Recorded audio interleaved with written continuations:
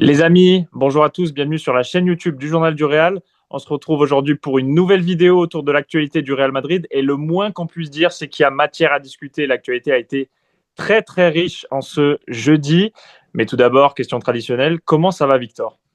Écoute, très bien, très content de faire ce petit point actu.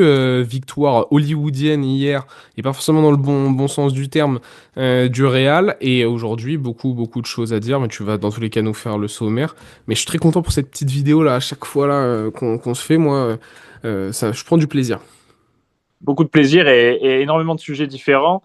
On va évidemment parler, les amis, c'est la breaking news du jour. On va en parler en fin de vidéo, mais ça y est. Malheureusement, nous ne verrons plus Marcelo Vieira sur un terrain de football. Ça sera l'instant nostalgie en fin de vidéo. On va voilà, peut-être vous parler de nos souvenirs de Marcelo au Real Madrid. Il a joué dans notre club qui est cher à notre cœur de 2007 à 2022. Donc, il a passé 15 longues années au Real Madrid. Il a évidemment marqué l'histoire du club, il a marqué les supporters, plus de 25 trophées. Mais bon, n'allons pas trop vite, on va en parler en fin de vidéo. Mais c'est vrai que ça a touché un petit peu chacun des Madridistas, cette nouvelle, puisque bon, il a fait une saison du côté de l'Olympiakos, il a fait 2 saisons au Brésil à Fluminense, mais on l'avait pas perdu de vue non plus. Voilà, ça reste évidemment une légende du Real Madrid. Mais on va commencer par l'actualité chaude. Tu l'as dit, victoire hollywoodienne hier du Real Madrid avec un cabeçazo dans le temps additionnel de Gonzalo Garcia. Victoire 3-2 donc, un succès qui a mis longtemps, très longtemps à se dessiner.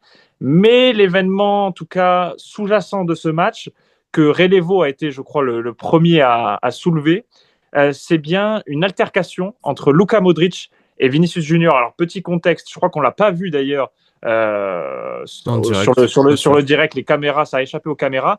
Mais il me semble que Luka Modric a réprimandé donc la star brésilienne, son coéquipier Vinicius Junior, après un repli défensif que l'ailier Oriverde n'aurait pas effectué lors d'une action a priori anodine. Luka Modric a manifesté son mécontentement auprès de Vinicius Junior, qui n'a pas apprécié d'être comme cela réprimandé par son capitaine. Qu'est-ce que cela t'inspire, Victor? Est-ce qu'il y a péril en la demeure? Non, après c'est normal. Encore une fois, ce sont des choses anodines, presque. J'ai envie d'utiliser ce terme-là sur un terrain de football. Maintenant, ça a été capté par les caméras. Donc on parle d'une bronca. Oui, je crois que c'est ça. C'est qui s'est fait gronder en fait. Vinicius Junior, le terme utilisé, c'est grondé par Luka Modric. Ça a été repris par beaucoup de médias.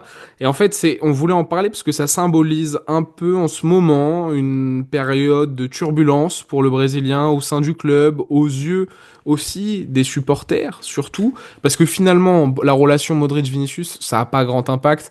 D'ailleurs, le Croate et le coach italien Carlo Ancelotti ont tout de suite dédramatisé, que ça soit en zone mixte, même si je crois que c'était pas la zone mixte, c'était quand Modric allait juste signer des autographes dehors. Même si, attention, Carlo Ancelotti a donné raison à Luka Modric Ouais, sur ce coup-là. bah Même si effectivement, il n'y a, y a pas non plus, y a pas non plus un gros drame, effectivement. il a ironisé sur le fait que lorsque Modric dit quelque chose, il a toujours raison. C'est vrai. Voilà, on va aller aussi dans ce sens-là. Et puis je pense que c'était justifié de sa part parce qu'il y avait un peu de frustration, je pense, du côté du Real. C'est un match forcément assez tendu au vu du scénario. Luka Modric, il est en plus de ça à ce moment-là, 75-80 minutes dans les pattes. Vini lui est rentré à la mi-temps. Et il y a de la frustration aussi parce que Vini, encore une fois, retombé dans ses travers au niveau de l'attitude auprès des arbitres, a pris son carton jaune, est rentré un peu dans cette négativité, je trouve. Et on sait on en a déjà parlé plusieurs fois avec Pablo, ça peut affecter les coéquipiers, ça peut les rendre aussi un peu plus tendus à son égard. C'est ce qui s'est passé avec le Croate. Mais mis à part ça, ça arrive tous les jours sur un terrain de football, notamment Modric qui l'a dit, c'est rien, c'est vous qui avez capté ces images-là, vous auriez pas dû le voir. Au final, ça veut rien dire du tout, c'est juste une petite dispute entre deux personnes sur un terrain de football.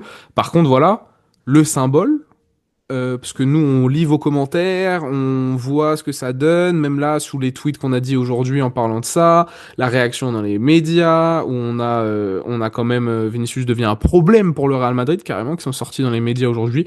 Je crois que c'est Raoul Varela, je sais plus quel média, ça sort quand même pas mal. C'est que, bah, il y en a certains qui sont vraiment agacés par l'attitude de Vini, et toutes ces petites choses-là mènent à pas une fracture du tout, mais une vraie zone de turbulence en 2025. J'ai utilisé un titre assez sympa et je vais me le mettre en avant.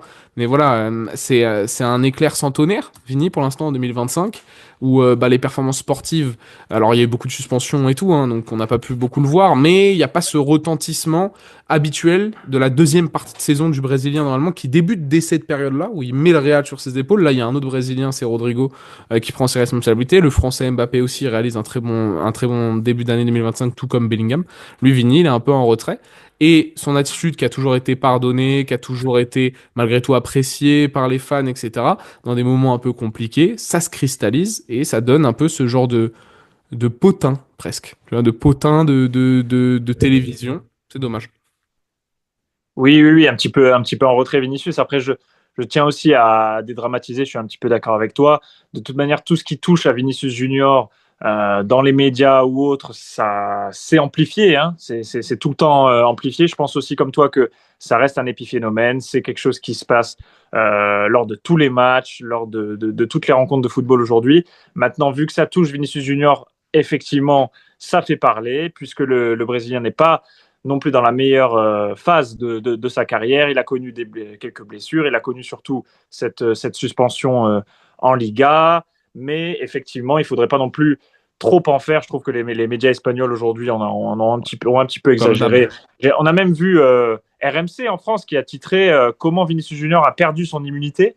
Je trouve quand même qu'ils vont un petit peu loin, même si ça dénote aussi quelque part ce qu'on vous dit depuis quelques semaines, à savoir que le vestiaire a pu parfois être agacé par le comportement du Brésilien, que ce soit avec les arbitres, que ce soit aussi en interne, que ce soit son comportement aussi sur le terrain, ne pas vouloir forcément faire tous les replis défensifs. Donc tout ça, finalement, si on met ça un petit peu voilà, dans la casserole, eh bien, ça fait un petit peu beaucoup.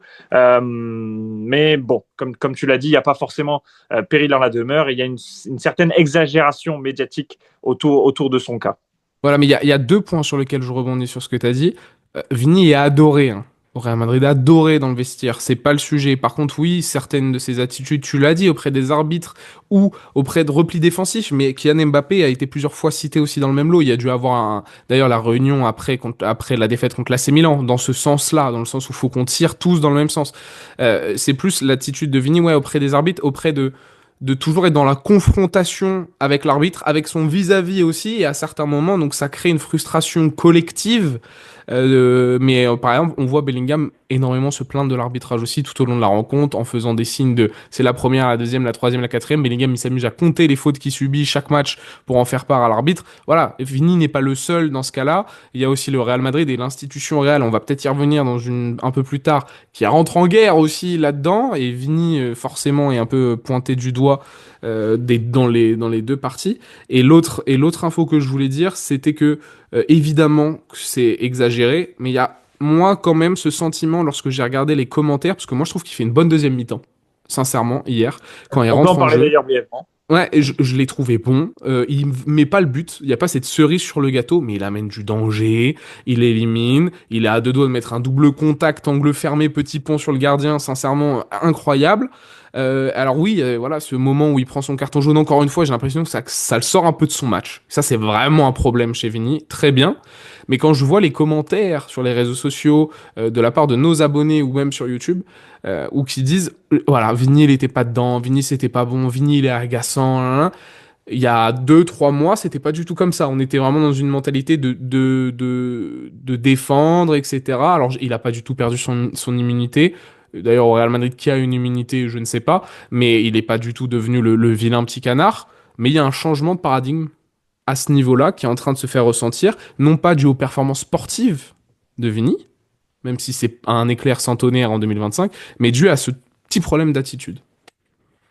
Et je pense savoir pourquoi, c'est qu'il y a une certaine lassitude qui commence à poindre, que ce soit chez les supporters ou même chez une partie du vestiaire merengue, vis-à-vis justement de ces contestations à chaque fois à outrance, à chaque fois qu'il finit par terre. Bien sûr, on l'a déjà dit que Vinicius est victime de nombreuses fautes en Oh oui. Liga ou en Ligue des Champions ou en Copa del Rey, tout ce que vous voulez. Bien sûr qu'il est visé par les joueurs adverses, mais il doit apprendre à se contenir, il doit apprendre à tempérer son comportement et ses emportements.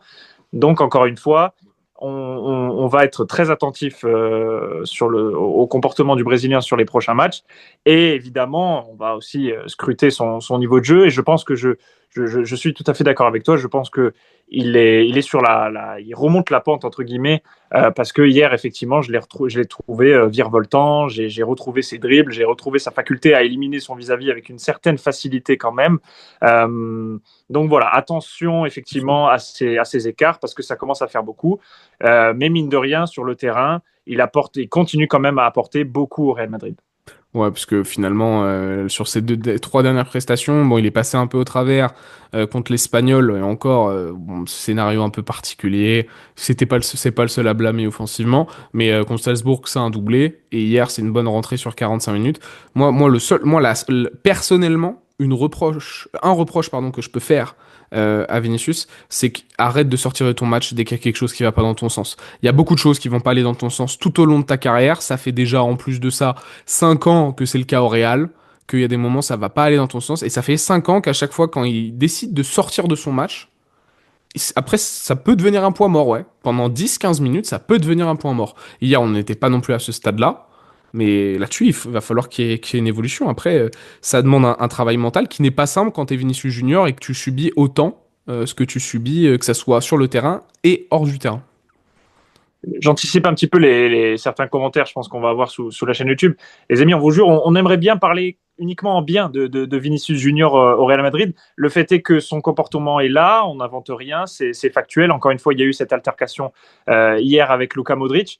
Donc, il y a deux Vini, il y a deux visages. Il y a son visage sportif qui, effectivement, est toujours bon, voire très bon, même s'il y a eu des hauts et des bas cette saison, et son comportement qui laisse à désirer tout le temps. Et de ce côté-là, on ne voit pas forcément d'amélioration. C'est ça aussi le gros problème, même si, encore une fois, évidemment, il est visé par les adversaires et qu'il n'est pas Ah épargné oui, aussi par les arbitres. Ça, il faut ah le oui, non, mais dire, sans parler de tout le contexte extrasportif, sans parler du racisme qu'il subit en Liga. Il faut aussi gérer tout ça mentalement. Et ça, Vinicius, bien sûr. il apprend jour après jour. Et puis c'est un On va peut-être monstre, hein. passer. Vas-y, C'est un monstre. Pour finir, c'est un monstre. Dans l'attitude, c'est un compétiteur né. Et c'est pour ça qu'il s'est imposé au Real. Sa force mentale, elle est indéniable. Mais attention à pas tomber en fait dans des travers tout le temps, tout le temps, tout le temps. Au bout d'un moment, bah, c'est frustrant et agaçant pour tout le monde et pour tout l'écosystème Real Madrid. il tombe dans les travers et il fait les choux gras de la presse. Et du coup, nous, on en Voilà. parle en vidéo. Voilà, c'est toujours On le se même. retrouve, toi et moi, à devoir ouais, discuter de ça, et ça me fait pas forcément plus plaisir, tu vois. Même si, encore Moi non si, plus. et tu vois, d'une altercation anodine, j'insiste, les médias en font quelque chose, et même nous, on se sent obligé de réagir à ça, et ça, moi, ça m'embête, et je mets un peu de part de responsabilité sur Vinicius là-dessus, les médias aussi, grandement, mais Vini aussi un peu, et j'aimerais qu'on blâmer les médias, moi. Tu vois, j'aimerais qu'on se fasse un point actuel en disant, allez, encore une fois, les médias, non, non. Et c'est vrai, encore une fois, les médias en font trop, mais parce que Vini leur donne du grain à moudre, et c'est un problème. On va passer au second sujet de cette vidéo. Luka Modric, donc, qui était évidemment aussi dans notre premier sujet avec cette altercation. Je crois que c'est le quotidien AS qui révèle cette information. Luka Modric, 39 ans, le génie croate. Eh bien, il voudrait encore une fois prolonger son contrat au Real Madrid d'une saison. Il va avoir 40 ans cette année. Le Croate viderait la Coupe du Monde 2026 qu'il aimerait disputer avec son pays. Qu'est-ce que ça t'inspire, Victor? Est-ce que tout d'abord, il mérite cette prolongation, même si je me doute de ta réponse? Moi, de toute façon, avec Luka Modric, ce n'est plus une question de mérite, c'est lui qui décide. Ça fait déjà bien longtemps que c'est le cas. Et cette année, moi, je suis très agréablement surpris de son niveau de jeu lorsqu'il a du temps de jeu. Je me souviens en octobre, lors du Classico, lui être tombé un peu dessus, parce que bah, je le trouvais fautif, un peu vieux, voilà. Grand match, là j'avais senti le Lukita compliqué. Mais lui, par contre, 2025, il l'a pris par le très très bon bout. Il a trouvé, cette fameuse expression, il a trouvé la fontaine de jouvence, hein, parce qu'il joue comme s'il avait 28 et 30 ans, là, son prime au Real Madrid. Je le trouve sublime. Luka Modric, là, son match encore hier, il est incroyable, dans un rôle de plus en plus intéressant à la Toni Kroos. C'est ce que je voulais au début de saison. J'ai été très surpris que ça n'était pas le cas et que Carlo Ancelotti préférait mettre Federico Valverde dans ce rôle de rampe de lancement. Là, on a vu Luka Modric se mettre entre Jacobo Ramon et Raúl Asensio. Allez, les petits gars, laissez-moi la relance. Et ça, moi, j'ai trouvé ça pertinent. On a sorti ses statistiques. C'est le premier joueur qui a touché le plus de ballons, le joueur qui a complété le plus de passes. C'est 7 longs ballons sur 7 hier. Écoute, oui, il doit être prolongé. Et puis de toute façon, en plus, le Real a une problématique, c'est que vu qu'il dispute la Coupe du Monde des clubs, il faut forcément qu'il prolonge le contrat qui se finisse le 30 juin. Ouais, c'est vrai, Euh, ça c'est technique. Effectivement, son contrat voilà. court au 30 juin. Et la finale de la Coupe du Monde des clubs, si jamais le Real Madrid arrive jusque-là, c'est le 13 13? juillet. Ouais, c'est Le ça. 13 juillet. Donc effectivement, il y aurait obligation si le Real Madrid C'est ça. ne veut pas se séparer de Luka Modric en cours de tournoi, ce qui paraît insensé. Et il n'y a pas que lui, je crois que Lucas Vasquez hein, est aussi dans le même scénario et je dois peut-être en oublier un autre. Bah, Jesus Valero, je crois lui aussi. Après, Ouais, pas sûr alors que je lui. pense que lui, Voilà. ça sera pas un souci, mais Voilà, c'est ça. Sans manquer de respect à Monsieur Valero, merci pour Manchester City et la demi-finale en 2021-2022 où t'es rentré et que t'as fait le travail. Mais non, ouais, Luka Modric, voilà, c'est lui qui décide.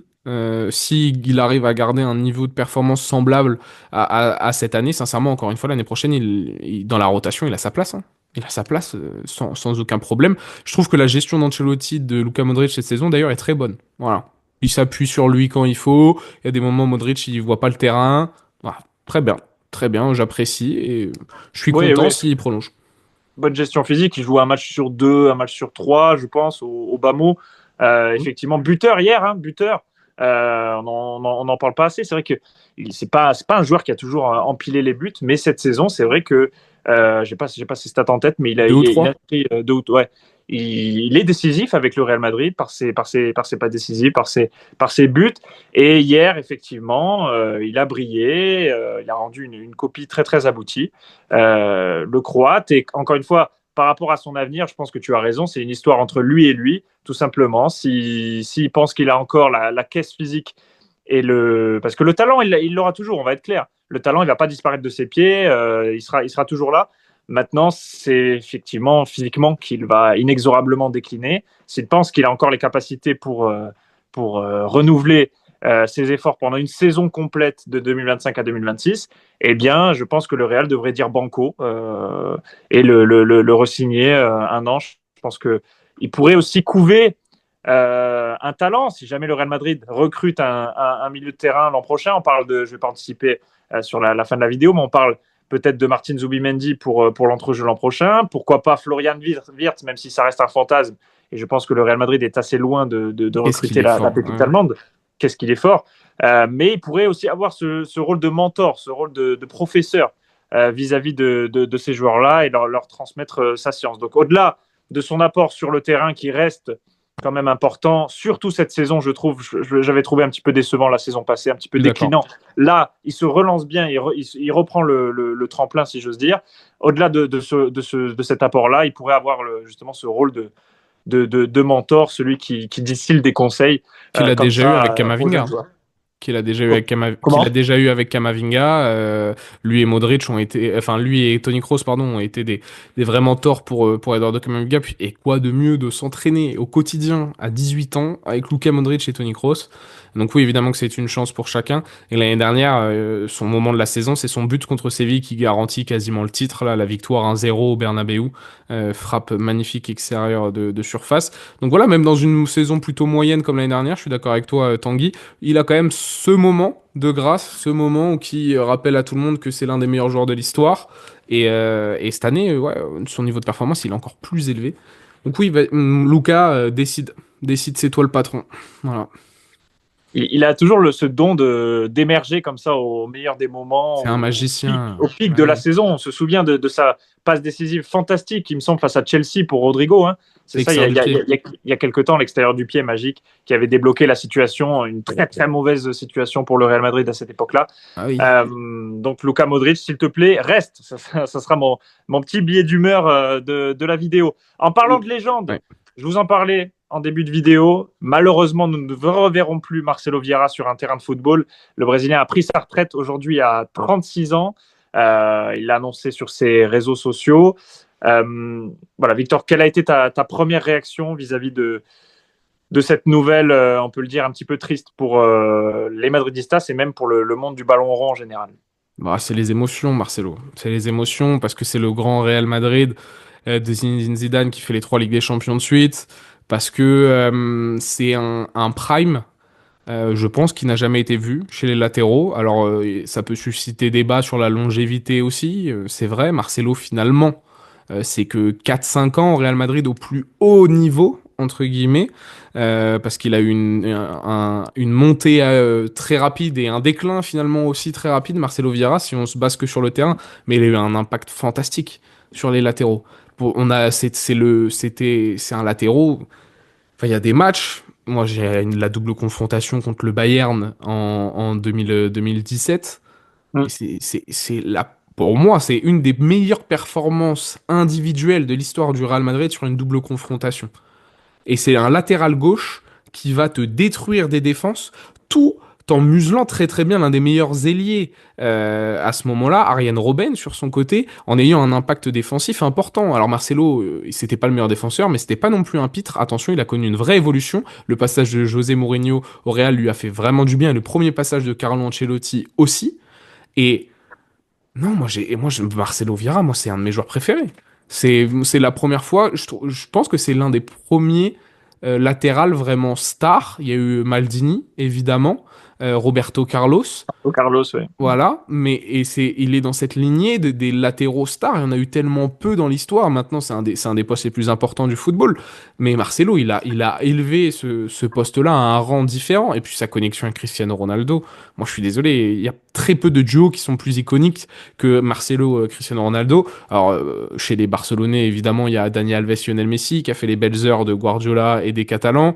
Et vous pouvez m'en citer d'autres si vous en trouvez. Mais Marcelo CR7, c'est les émotions, c'est la célébration. C'est c'est une connexion fantastique. C'est une armoire à trophées. C'est quoi? C'est 25 trophées avec le Real, 6 Ligues des Champions, 4 Ligas. C'est quasiment 500 matchs. Enfin, c'est 450 matchs, je crois, si ma mémoire est bonne avec le Real Madrid.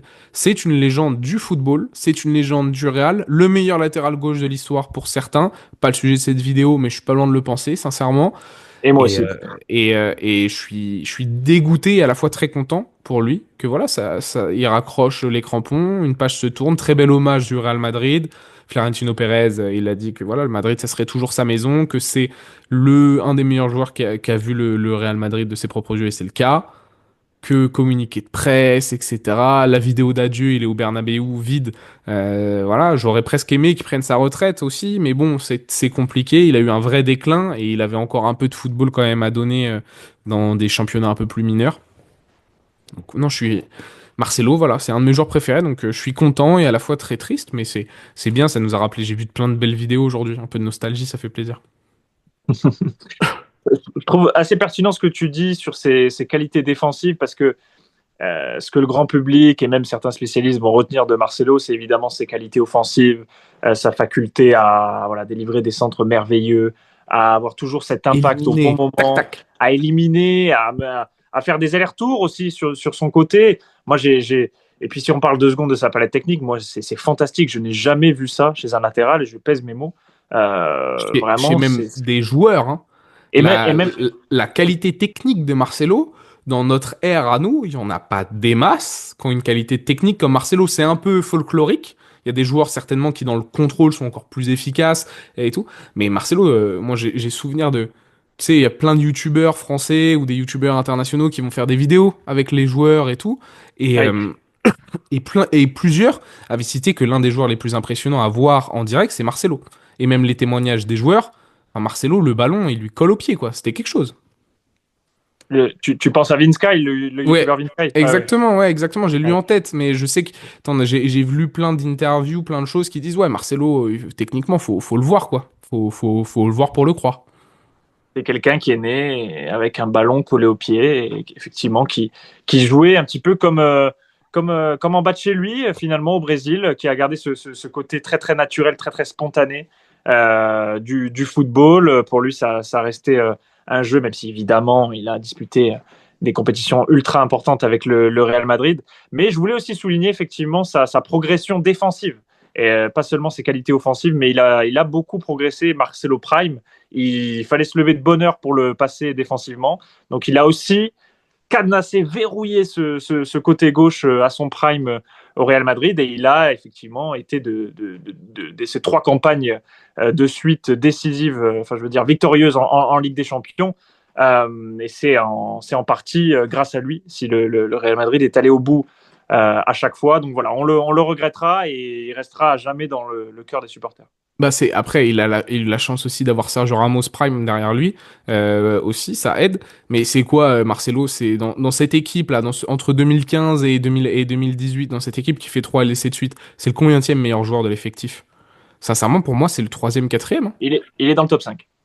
Ah oui bah alors ça oui et t'as quoi t'as Sergio Ramos t'as Cristiano Ronaldo t'as Luka Modric Marcelo pour moi, ce sont Mm. les 4 meilleurs joueurs de cette équipe, les 4 joueurs qui font que le Real Madrid va atteindre les sommets 3 années de suite, parce que les campagnes de Marcelo, de Ligue des Champions, mais tout poste confondu, il n'y a pas beaucoup de joueurs qui ont ces compilations. Je vous le dis. Les doubles confrontations Bayern, parce qu'on dit que CR7 c'est le cauchemar du Bayern, de l'Atlético, et Marcelo, je pense qu'il hante plusieurs nuits de plusieurs grands clubs européens sur cette période-là. Parce que de voir se coltiner un Cristiano Ronaldo qui rentre dans l'axe, tu sais qu'il va te mettre un but, et d'avoir sur le côté gauche Marcelo, tu sais qu'il peut éliminer tous tes joueurs et pouvoir combiner, enfin pareil, le but contre la Juve là en fin de match, enfin la passe D à Asensio où il déboule tout le côté, non et à la Mm. 90e minute, enfin, le cardio d'un Brésilien, tu vois, on dit toujours les Brésiliens ouais, et Marcelo les gars, c'est impressionnant contre l'Atlético, c'est pareil. Enfin non, ce joueur-là, il est hors norme. Sincèrement, il est hors norme et c'est donc l'un des meilleurs joueurs de l'histoire, parce que quand tu es dans la discussion des meilleurs joueurs de ton poste, même si c'est les postes de latéraux dans l'histoire, c'est pas les postes les plus fournis, un des meilleurs joueurs de l'histoire du football vient de prendre sa retraite. Voilà. Un joueur unique et tu l'as dit tout à l'heure, c'était aussi un pourvoyeur d'émotions. Quand je pense à Marcelo, en fait, il me donnait le sourire finalement quasiment à chacune des rencontres qu'il disputait. Tu avais l'assurance de passer un bon moment parce que tu savais que tu allais voir des skills, des gestes techniques que tu ne voyais pas ailleurs. Et si tu avais peut-être un petit coup de mou avec le ballon rond, il te réconciliait presque avec le football. Donc, mine de rien, quand même, on le regrettera, même si c'est vrai que ces expériences, on est obligé de le dire, ces expériences à l'Olympiakos et à Fluminense se sont quand même terminées en eau de boudin, mais ça ne ternit absolument pas sa légende. Et il restera véritablement un mythe et un joueur unique pour les Madridistas. Les amis, on va terminer cette vidéo avec deux autres petites infos. D'abord, Martin Zubimendi, il me semble que c'est le média britannique The Athletic qui indique que le Real Madrid le surveille de près. On en a déjà parlé, toi et moi. Qu'est-ce qu'on peut dire de plus, si ce n'est que effectivement le Real Madrid l'a dans ses radars et que il est possible que le club merengue passe à l'offensive l'été prochain. On rappelle le montant de sa clause libératoire, 60 millions d'euros pour l'extraire de la Real Sociedad. Est-ce que c'est pas non plus un montant trop élevé pour la Maison Blanche? Ouais, trop cher pour un joueur de rotation. Maintenant, il faudra voir ce qu'ils veulent en faire. Ça rentre dans l'idée de d'hispaniser le vestiaire du Real Madrid, la volonté du club de nouveau avoir des internationaux espagnols dans son équipe. Mais mis à part ça, moi je trouve que c'est pas forcément le meilleur move à faire. Mais voilà, c'est bien de quand même de suivre ce genre de joueurs qui ont montré des belles choses avec la Real. Affaire à suivre, comme on dit. Affaire à suivre et il aura forcément un impact. Ça fera peut-être effet boule de neige avec la situation d'Aurélien Tchouameni parce que les deux joueurs ont un petit peu le même poste. Donc effectivement, Pas le même il profil, faudra mais le suivre ça. poste. Pas, oui, effectivement, il faudra suivre ça de très près dans les prochaines semaines.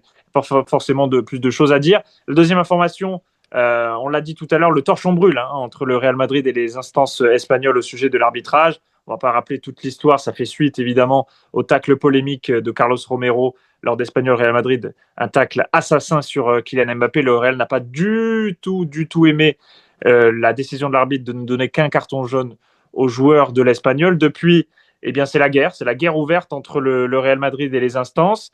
La Maison Blanche qui a envoyé un courrier directement à la fédération pour se plaindre de ce traitement, pour exiger les audios aussi du VAR, puisque le VAR n'est vraisemblablement pas intervenu, ou en tout cas n'a pas pris la bonne décision, puisque le bon sens aurait indiqué eh bien, que le VAR devait dire à l'arbitre central de donner un carton rouge à Carlos Romero.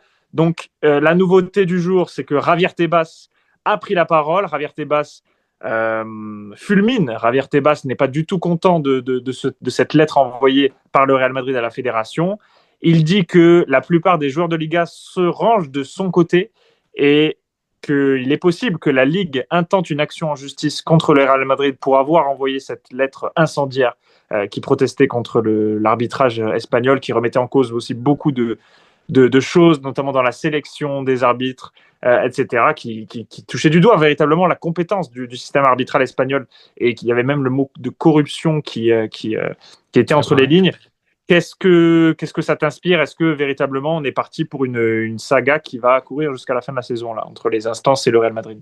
Ouais, parce que c'est les instances, même les autres équipes de Liga, hein, qui considèrent que le Real Madrid met pression sur l'arbitrage et que ça les favorise en quelque sorte. Enfin, c'est pas favoriser le bon terme, mais ça, c'est une influence directe sur la capacité des arbitres à arbitrer le Real Madrid.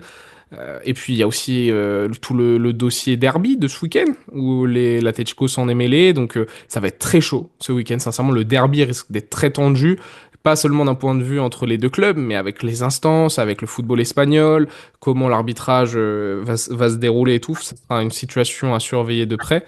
Mais moi, je vous invite, messieurs et mesdames, en commentaire, si vous êtes encore là à ce niveau de la vidéo, de nous mettre en commentaire vos avis sur cette situation, sur ce que vous pensez de la situation du Real Madrid avec les arbitres. Ça m'intéresse d'avoir un peu d'avis divergents de celle de la rédaction du Journal du Real et d'autres. Surtout qu'il nous reste que 2 minutes de vidéo, Tanguy. Donc si moi je commence à m'y mettre, on n'est pas couché. Donc mettez-nous en commentaire. Voilà, Tanguy vous a un peu évoqué tous les sujets.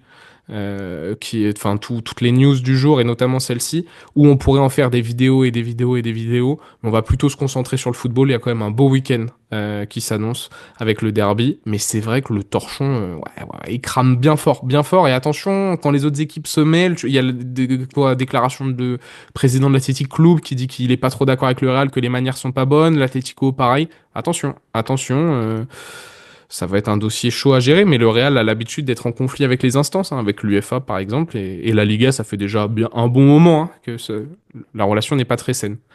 Mon cher Tanguy, t'as 1 minute 30 pour conclure. Je vais faire vite. Mais c'est vrai qu'on est parti sur un feuilleton qui risque de durer. Et c'est vrai que le derby de ce week-end s'annonce pour le moins électrique. Les amis, vous l'avez compris, on n'a plus beaucoup de temps. Je vais clôturer cette vidéo. Merci Victor d'avoir participé à Merci ce à toi. nouveau point d'actualité autour du Real Madrid. Mettez-nous en commentaire voilà, votre impression suite à la décision de Marcelo d'arrêter sa carrière. Et puis aussi, parlez-nous de Luka Modric. Voilà, c'est ce que vous le re-signeriez 1 an. Et puis, donnez-nous votre avis aussi sur l'altercation entre Luka Modric et Vinicius Junior. Est-ce qu'on en fait trop ou pas assez? Peut-être, dites-le nous dans les commentaires. En tout cas, ça a été encore une fois un plaisir de faire cette vidéo. On va se retrouver très très bientôt sur la chaîne YouTube du Journal du Real. D'ici là, portez-vous bien et salut tout le monde.